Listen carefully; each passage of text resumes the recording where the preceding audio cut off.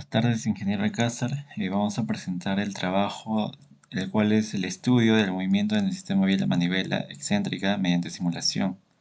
El grupo está conformado por Anconeira, Mango y Maidana, de la Universidad Católica de Santa María. Bueno, como introducción a este sistema, tenemos que la finalidad de este trabajo es analizar el mecanismo vial de manivela con excentricidad, un sistema ampliamente utilizado en maquinaria y motor de combustión interna. Estudiaremos la cinemática, evaluando la posición, velocidad y aceleración de la corredera en función del movimiento de la manivela y considerando la influencia de la excentricidad. Tenemos que conocer que el mecanismo vial de la manivela corredera, el que estamos viendo en la figura, es un mecanismo de 4 barras que permite transformar un movimiento de rotación, es decir, la rotación de la manivela, al igual que de la biela, hace un movimiento lineal. Esto está conformado por los siguientes elementos, el cual es la manivela, que gira en torno a un eje fijo y transfiere el movimiento a la biela. La biela, por otro lado, actúa como enlace entre la manivela y la corredera, convirtiendo la rotación en un movimiento rectilíneo. Y la corredera, o también llamado pistón, se mueve en línea recta debido a la acción de la biela. Como ecuaciones básicas de la corredera o pistón, tenemos que la posición es igual a r coseno de teta más la raíz cuadrada de L al cuadrado menos r seno de teta más la excentricidad al cuadrado. Y al derivar eso tenemos la posición y luego al derivar W tenemos la aceleración de la corredera o pistón. Por otro lado, debemos saber que como datos constantes tenemos que Lm, o sea, la longitud de la manivela, al igual que Lv, al igual que la excentricidad, son datos de entrada o son datos constantes que no interfieren directamente en los datos de entrada.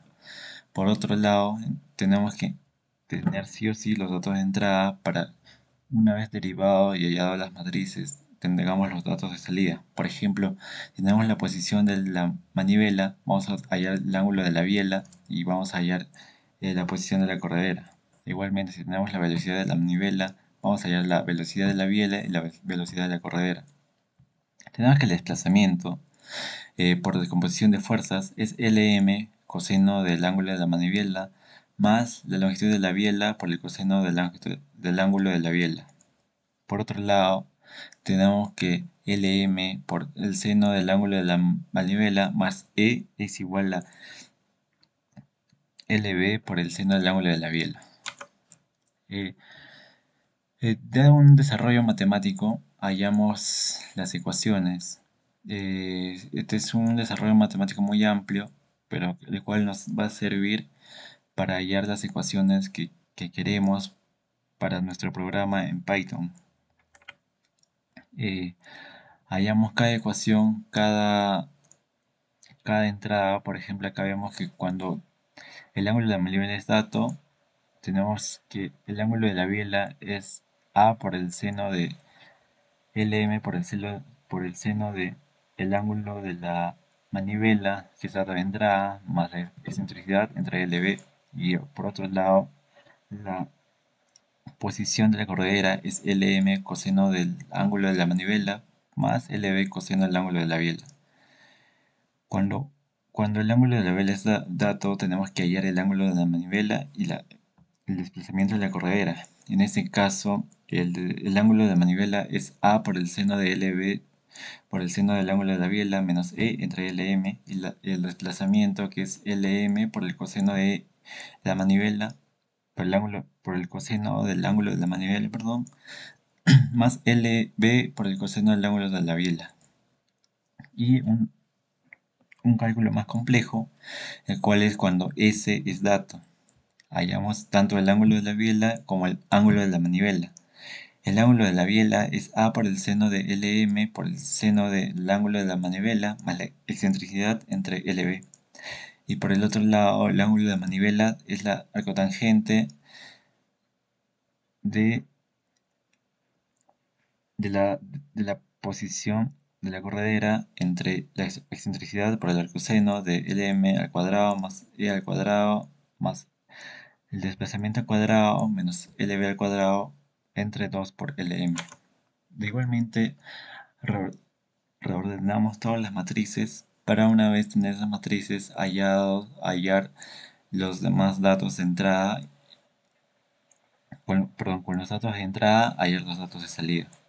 De igual manera, derivando tenemos la velocidad y lo podemos reordenar de nuevamente en la matriz.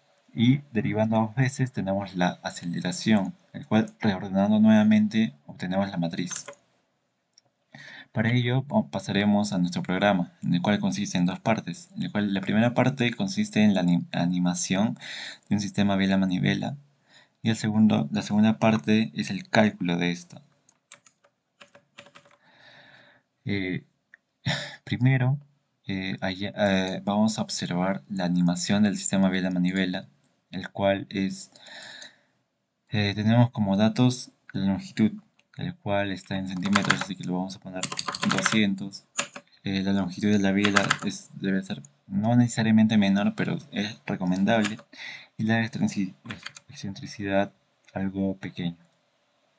En este caso nos damos cuenta que hay una especie de rebote, el cual es porque la longitud de la manivela es más grande que el de la biela.